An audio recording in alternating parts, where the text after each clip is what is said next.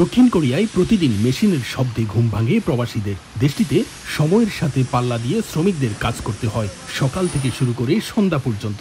প্রতিটি মুহূর্তে তাদের ঘামঝরা পরিশ্রমের টাকায় ঘুরছে দেশের অর্থনীতির চাকা।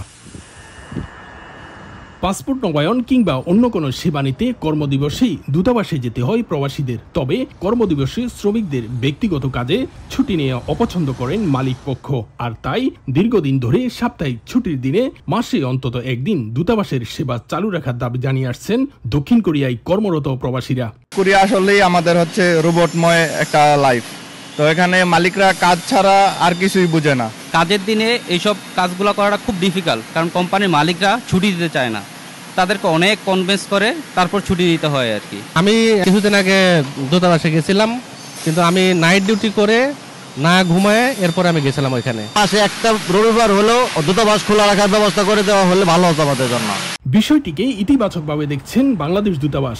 মাসে কর্মদিবসের বাইরে একদিন সেবা চালু রাখতে রাষ্ট্রদূতের সঙ্গে আলোচনা করার কথা জানান কাউন্সিলর তারাজুল ইসলাম।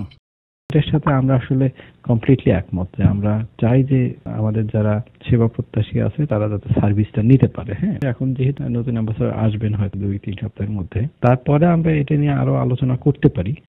দুই দেশের জাতীয় দিবসগুলিতে সমন্বয় করে দূতাবাস চাইলে সেবা চালু রাখতে পারে বলে মনে করেন প্রবাসীরা।